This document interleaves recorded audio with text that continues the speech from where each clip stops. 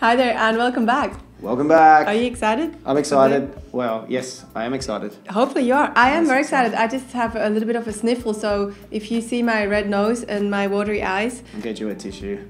Yeah, I'm not sad. I got a cold. So in this episode, we're going to roll through a bunch of exciting things. Quick overview. We've got a tip on presenting and the importance of presentation skills. We've got some snippets from our annual event, The Experience. So a couple of 2 and a bit days that we spend with the whole Basic Bananas team, spending with 100 business owners in Manly, in Sydney. We've got a question from one of our awesome audience members, which we'll roll through on how to generate sales and use cold calling and so on. We've got an Instagram tip from Hannah on our team, so the tools she's using to get the most out of Instagram, which is really, really handy. And then we've got a little bit of fun to share with you at the end on this episode. It's actually a bit funny, almost a little embarrassing on our behalf. Just a little. But yeah, and a word of wisdom to share at the end. But you'll enjoy that. So enjoy the show. Enjoy. So you just came back from Bali from a speaking gig, and yes. You have a little tipsity tips to share, right? Yeah, tipsity tips. I was presenting at an event for in the travel industry, basically. It was really cool. There were about 100, probably 120 or 130 people. The thing with presenting is, and this is part of the tip, is it's high impact when you do it, because if you can present to a room full of 100 people, you build a really good rapport when presented well and everything goes smoothly. You build a really good rapport with, say, 100 people in the space of an hour. So the tip here that I wanted to share is learning to present, learning to speak. I believe it's pretty good for anyone in any industry. When you can present yourself as an expert, you can speak on your topic and speak as an expert in your industry. It will help you promote your business. Because a very important tool or a resource that you have available to you is yourself. So consider yourself like a tool. We're all tools.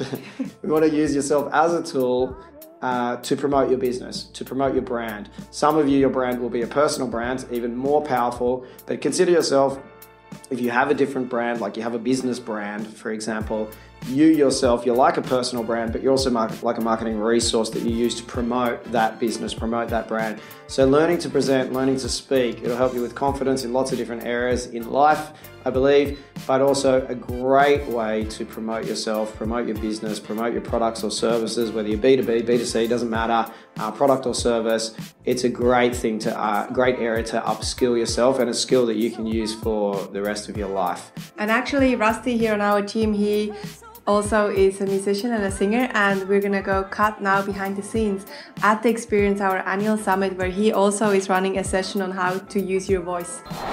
Hi everybody. Today I presented at the Experience. The idea of my presentation was to help people who are presenting.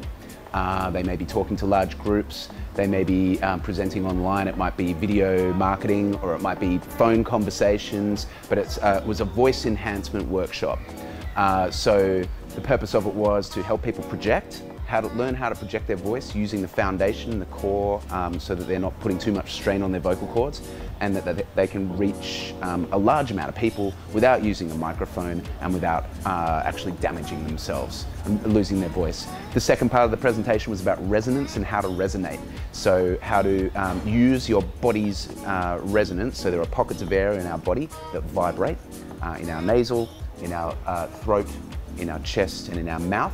How can we activate those, bring them to life, and then take up more space? So rather than just talking out of our mouth like most people do, in a very small contracted way, we can actually talk more like this. It's almost like we're filling the room with sound, so we get more volume and we get more of an expansive tone. Okay, I hope you enjoyed looking a little bit behind the Experience, behind the scenes. We certainly had a ball at the Experience. We always do. It comes once a year, so hopefully you can come next year. So now we're going to answer a question that has been sent in, and thank you so much for all the fabulous questions that we have received. We always love hearing from you. Today's question we're going to address is from Gay, who runs Konnichiwa Kids Club, which is a Japanese language program. And the question was around cold calling and what we believe about cold calling and how we go about it. Now, instead of cold calling, what we teach here also to our Color Bunch members is we prefer to do warm calling. And the difference is that instead of cold calling means you calling somebody who doesn't know you.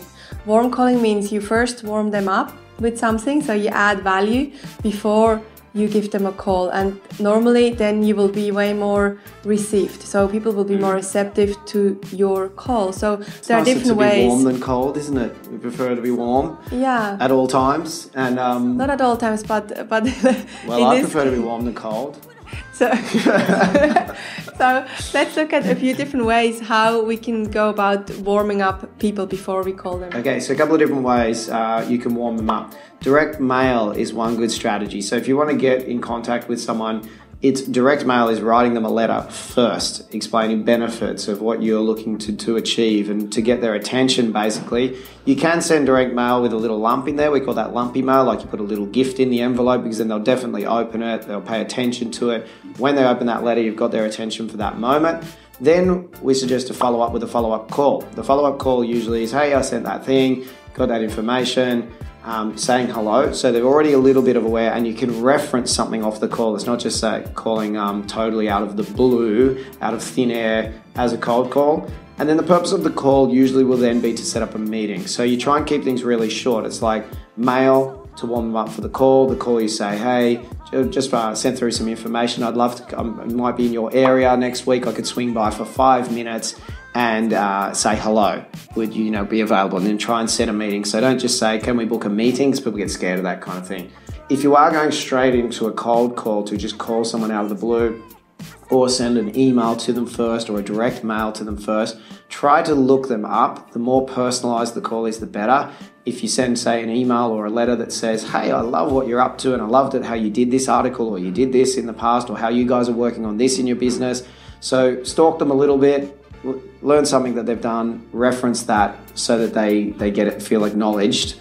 People, if you give them a little compliment or feel acknowledged, will be more likely to want to talk to you. Yeah, exactly. So just basically give value first and then make the call so that they feel like you are adding value before you are asking for a meeting or their time.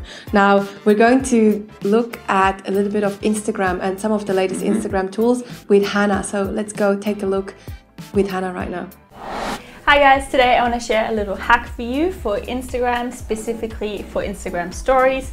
Instagram stories is something that you should definitely be utilizing as a business on social media, and the app I want to share with you today is called Unfold, which lets you create really beautiful stories and just to make your stories stand out a bit more and make them more engaging for your audience.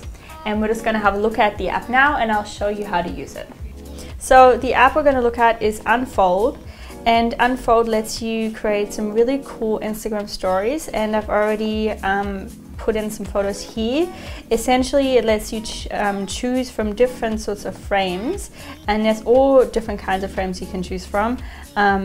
These are just ones that I was working with before, but there's other packages and other frames that you can purchase, and it just lets you create some really unique looking, interesting stories. But there's also lots in here that are free that you can choose and then add some photos to, and you can also change the background of the canvas.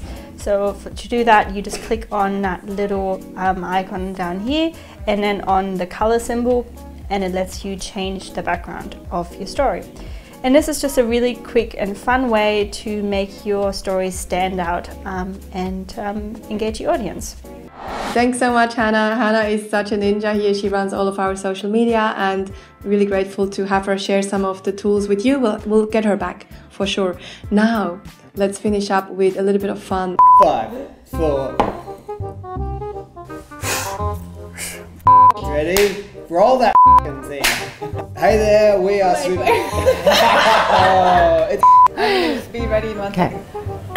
Okay. I can't. Wait. Cool. Party. My eyebrow hair good? Oh yeah, the eyebrows. You better stick the eyebrows back up. Just my ear hair. What about the nose hair? Have you got nose hair hanging out? I always do. Okay, let's finish up with a word of wisdom. And today's word of wisdom is from Elon Musk. And you know why? Because I recently read an article, an interview with him, and he shared 15 points that are the most important things in his life that he thinks that made him the success he is. And one of the points was all about the importance of knowing marketing. So he basically said, even if you have the best thing in the world, which we know, that's why you're here, even if you have the best thing in the world, if you don't know marketing, if you don't know how to market, it doesn't help you. So he said one of his key points why he's successful is because he knows marketing, and he does. Now, the quote though that I like is, one of his quotes is, failure is an option. If things are not failing, you're not innovating enough. So dare to fail, dare to be brave. Our theme for the experience this year was courage, and our invitation for you is to be brave and to fail more, because if you're not failing enough, it means that you're maybe not innovating enough, maybe not pushing enough. So failure is okay. Or being too shy of failure and therefore not progressing and not innovating at all is what tends to happen. So exactly. Let's feel the fear and do it anyway. And we'll see you on the next episode. See you soon.